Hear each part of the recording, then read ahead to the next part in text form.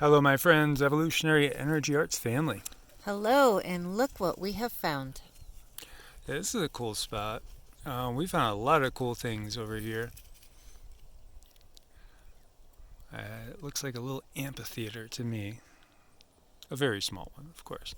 Maybe for a gathering of a tribe. Maybe a small tribe of elves, who knows? Yeah, right? So, one of the things we wanted to talk about, we've been reading some really interesting comments and stuff. And again, a lot of people are discovering new talents, new abilities, seeing things out of the corner of their eye, wondering if they're going crazy. Yeah, no, it's normal. It's normal, actually, and we're supposed to be feeling and seeing different things. Um, and it's okay. It's okay. We are getting new abilities. And as we were talking about in those other videos earlier, obviously there's a push towards AI and the singularity going on. And it's so fascinating that it's at the same time. Sorry. Sassy, come We're going to have to get Sassy reeled back in here. Come on. It's at the same time that we naturally are having changes. And we're naturally developing new abilities.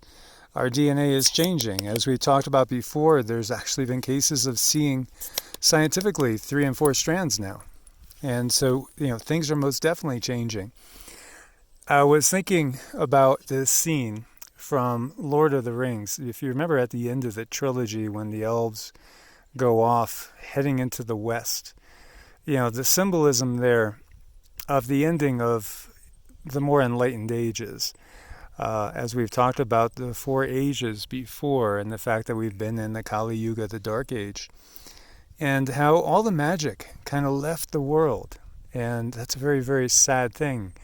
We have all these fairy tales, and not more than fairy tales, because you will find Native Americans and indigenous people that still see the little people, for instance.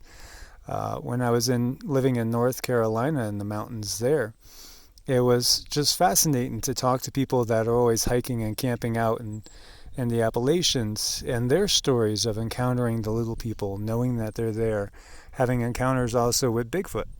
And so when we were coming up here, I asked Cindy if you could feel anything, because I was feeling something and I wanted to see if she was feeling it too. Well, there's a tribe of about 5, I want to call them like little big feet, because they're about 5, 6 feet tall, and, they're kind of boxy, and they're very buff, and they're pleasant, and they kind of guard the land. And you were saying that you could feel there's no skinwalkers around here because of well, for one, the blessed nature of this land, Right. And also perhaps because of those beings. Right, because of them, and the vibration here makes it a little uncomfortable for the skinwalkers to come and be here. Now, it's not that they haven't tried, but they haven't been successful because of the nature of the rituals and the blessed land and the certain vibration that it carries, and these beings. And they do keep this land protected. It has a very protected, coveted feel. Yeah, most definitely it does. It's got a very peaceful feel to it. So I was sensing the same thing, and we even got the same, well, she saw 6, but I saw 5, but she saw one that was keeping itself hidden. But we even got the same impression from the color of the fur, for instance. And then when we sat down to just take a break and to be at peace, I heard a grunt and grunt from behind us, and it was very, very much kind of like you would expect some sort of ape to do. It was just kind of like a, and it felt kind of like just a way of saying, we know you're there, you can't see us, we could see you. I know you could sense us, though, because we could sense that you can sense us. But also that they know that we're in tune with the Mother Earth, and would mean none of the creatures any harm. So that was really kind of cool. It was, and when I set to try to understand what they were saying, they were calling us the blessed ones. Oh, that was nice. Yes. In North Carolina, in the cabin that I was in, 3 or 4 times in the middle of the night, something would whack on the side of the cabin pretty loud, usually in the middle of the night. And I did find footprints out there. On one occasion I got a photo of it. I'll have to dig it up for you guys. Pretty interesting. It was about 13, 14 inches long, curved more than a typical human footprint. It was kind of curved, not like in a U, but heading more that way. It was really an odd looking footprint. But I've seen them again, very, very similar. And we got photos in a couple different spots, like up around Shasta, and then even in the desert in Nevada when we were living in Nevada. And in Nevada, we did feel all sorts of stuff all the time. That was just really common. A lot of it was really negative too. Uh-huh. A lot of feelings, sensing the Dracos, sensing the Greys. And I saw in my mind's eye clear as day one night I woke up because I was sensing what I would call Anunnaki, very, very much reptilian humanoid beings. And again, Anunnaki is it's a big term, so there's many different types of Anunnaki. There's different species that make up the Anunnaki. But talking about the ones that are a hybrid of humans and reptilians, and I saw them clear as day. And to me, they look like what you would find represented as Ahriman. Ahriman is in the Persian lore kind of the devil, and so it's amazing because facially they looked just like that. Wow, that's incredible. Yeah, and there's just so many different beings around us, and these are some of the organic abilities that are coming online. And notice how they have all these other advertisements for these chips where maybe you could read somebody's mind, or you could read energies if you just stick this chip in your head. It's terrible when we already have these organic abilities to pick these things up. Exactly. And so that's all about slowing down what's happening naturally. And they want everybody to buy onto that so that they could slow the ascension process down.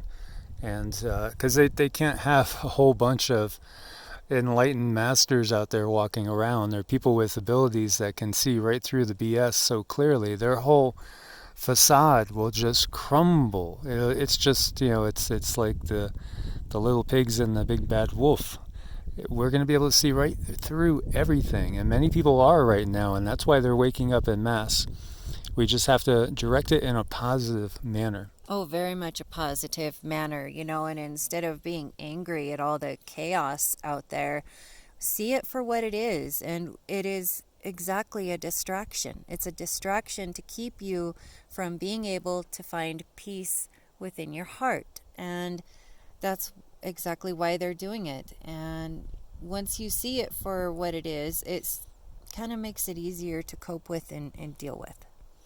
There was a couple of things that we wanted to get across in the video we tried to do yesterday that the phone shut down on us inexplicably. And one of them was I wanted to talk about the relationship between 3D and 6D because these beings that we might call the gods, quote unquote, these very, very high level beings, the devas of the Hindu lore, they exist more on that 6D plane. Now, there's different types of gods, like Vishnu, Shiva, and Brahma on our higher plane than, say, Indra, which, again, Indra would equate more to Jupiter, Zeus. So there's all different types of beings. There's different types of densities as far as existence go. And we, here when we're awake, we have been existing on 3D. And then you could look at it like the astral being 4D, and the astral is very, very large when we're sleeping. And then we're going to 5D, those that are on the ascension path, closer to 6D. And we are multidimensional beings, so it's like our higher self, that which we call the higher self.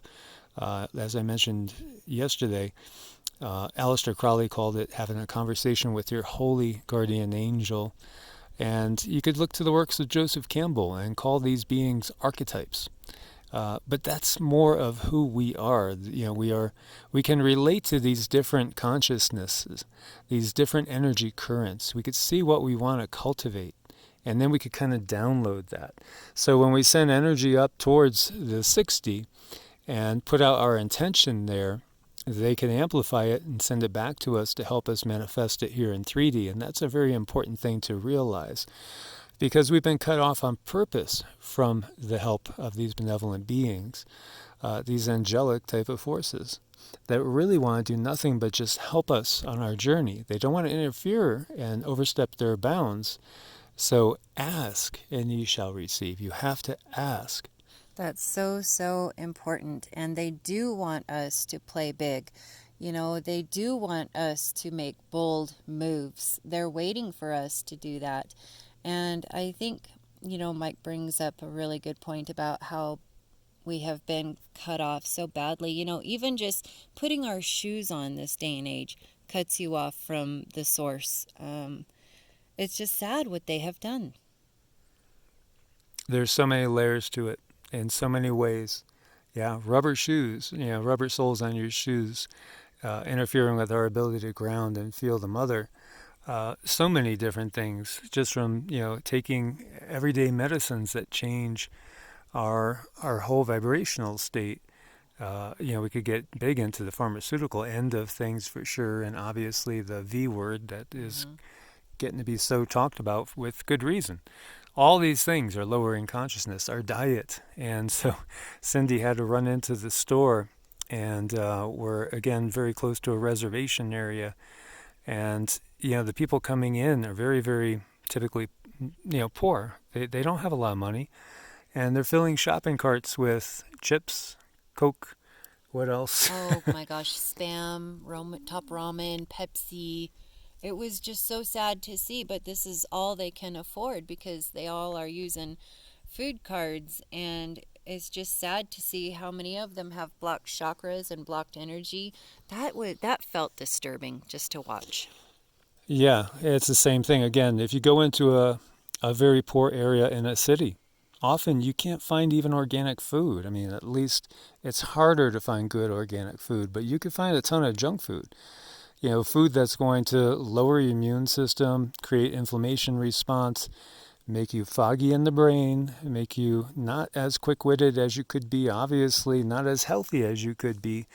One of the tenets of yoga, and one of the reasons for doing yoga, as well as QiGong, and any sort of health practice is really to keep your body in top health so that your spirit, your mind, can function at a very high level. When Damo went to Shaolin and saw that the monks there, they were meditating all the time, but they weren't getting any sort of exercise. And they were in horrible shape, and that was affecting their ability to meditate. So he put into effect a series of exercises, and later on became Shaolin Kung Fu, in order to make them, it wasn't really at first about self-defense. It was about just being healthy enough so you could do the spiritual work. Right. It is truly mind, body, spirit. Those things go together. The Trinity, you can look at the Trinity on many different levels. But while we're here on this level, they need to work together, mind, body, spirit.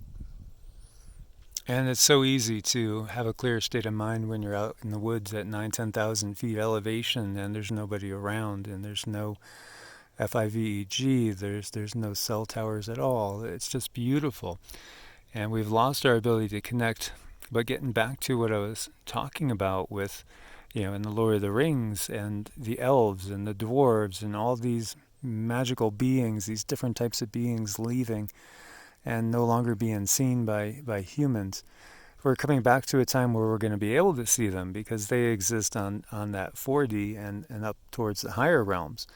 And so we're going to start having encounters with these mythical beings that weren't really mythical. They were just beings that once were in our plane of existence, and then we dropped down low to where we couldn't perceive them. Some people could, of course, and of course they were burned as witches often as well. But now more and more people will be able to see and sense these different beings, the elemental beings, because every single plant has an elemental being assigned to it to take care of it, to tend it. And, we've lost touch with the mother, we've lost touch with nature, but it's been very, very purposeful. And we're coming back around now, full circle. Yes, definitely. So, I mean, it's just really important to eat healthy. Try to avoid those temptations. Because when I was in that store, I'm looking at all of these candy bars and everything. I'm like, oh my gosh, that would be so good. But you know what? You just don't. Just tell yourself no. There's a better thing to do out there. And when you're not sure what to do the next right thing. And that means don't pick up that stuff. Just don't do it. Yeah, I don't know when the last time was I ate a candy bar. You could do things in stages. If you're craving a candy bar, maybe find a healthy, like protein type bar or something like that that could satisfy that Mm-hmm. craving. Um, you know, I would, if I'm craving sweets, I would put berries Mm-hmm. in a bowl and just fill it with some coconut milk or almond milk, and that would satisfy a craving for sweets. But you could reprogram yourself, and you could regain your health, and you could increase your abilities, and that is so key in these times. It definitely is. So, guys, as always, thank you for your support on Ko-Fi and Patreon. We couldn't do it without you. Stay safe out there. God bless and namaste. Namaste.